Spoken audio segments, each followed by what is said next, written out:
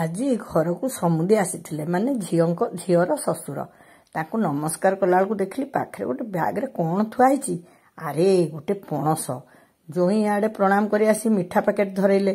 ମୋର କ'ଣ ସେ ମିଠା ପ୍ୟାକେଟରେ ମନ ଅଛି? ଏତେ ବେଳକେ ଆଉ ପୁଣି ପଣସଟେ ଖାଇବାକୁ ମିଳିବ ମୋର ବିଶ୍ୱାସ ନଥିଲା। ଇଆଡ଼େ ବୋହୂମାନେ ରୋଷେଇବାସରେ ଲାଗିଲେ। ଯୋଗକୁ ଆଜି ପୁଣି ମଝିଆ ବୋହୂର ବାପା ବି ଆସି ପହଞ୍ଚିଗଲେ।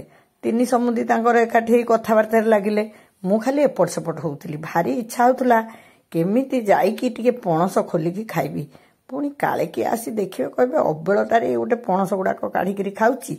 ମୁଁ ସେଥିପାଇଁ ସମୟକୁ ଉଣ୍ଡିକି ବସିଥିଲି।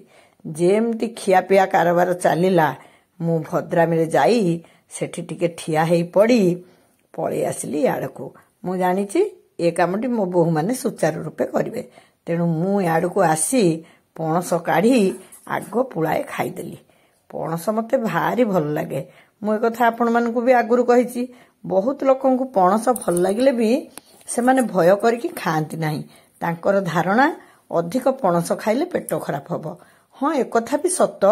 ଯେକୌଣସି ଜିନିଷ ତ ଅଧିକ ଖାଇଲେ ପେଟ ଖରାପ ହୁଏ ନା। କିନ୍ତୁ କେମିତି ପଣସ ଖାଇଲେ ପେଟ ଖରାପ ନ ହବ ଦେଖନ୍ତୁ। ପଣସ ଭିତରେ ଯେଉଁ ମଞ୍ଜି ଥାଏ, ମଞ୍ଜି ଉପରେ ଆଉ ଗୋଟେ ଆବରଣ ଥାଏ। ଆମେ ପଣସକୁ ଏମିତି ଚିପିକି ବାହାର କଲେ କେବଳ ମଞ୍ଜିଟା ବାହାରି ଯାଏ। ଦେଖୁନାହାନ୍ତି, ଏଇ ଚିକଣ ଚାକଣ ମଞ୍ଜି ସାଙ୍ଗରେ ନାହିଟା ଆସିନଥାଏ, ଭିତରେ ରହିଯାଇଥାଏ। ମୁଁ ଆପଣଙ୍କୁ ଖୋଲିକି ଭଲ କି ଦେଖେଇ ଦଉଛି।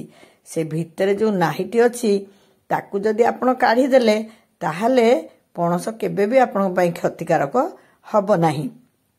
ଯେତେବେଳେ ବି ପଣସ ଖାଇବେ ଆପଣ ଏଇ କଥାଟି ଲକ୍ଷ୍ୟ କରିବେ।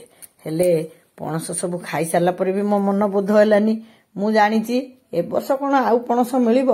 କେତେ ଦିନ ହେଲାଣି ଇଏ କେମିତି ଗଛରେ ଗୋଟେ ରହିଯାଇଥିଲା ବୋଧେ। ଆଉ ସମୁଦୁଣୀ ଆମର ଭାରି ମନ ଚିହ୍ନା ଲୋକ। ସେ ଜାଣିଛନ୍ତି ମୁଁ ପଣସ ଭଲ ପାଏ, ତେଣୁ ସେଇଥିପାଇଁ ସେ ପଠେଇ ଦେଇଛନ୍ତି। ଆଉ ମୁଁ ତ ଭାଲୁ ଯେମିତି ପଣସ ଦେଖିଲେ ଖୁସି ହେଇଯାଏ, ମୁଁ ତ ସେମିତି ପୁରା ଖୁସ୍। ଆଉ ଦିନ ଯାକ ମୁଁ ହିଁ ତ ଅଧିକ ଖାଇବି ନା।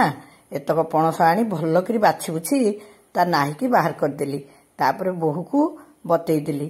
ତାକୁ ଗୋଟେ ଗ୍ରାଇଣ୍ଡରରେ ବଢ଼ିଆ କିନା ଗ୍ରାଇଣ୍ଡିଙ୍ଗ କରିଦେଲା। ହଁ, ଗ୍ରାଇଣ୍ଡିଙ୍ଗ କଲାବେଳେ କିଛି ଗୋଲମରିଚ 5-7ଟା ସେଥିରେ ପକେଇଦେଲା। ଗୋଲମରିଚ ପକେଇଦେଲେ ବି ଆହୁରି ଭଲ।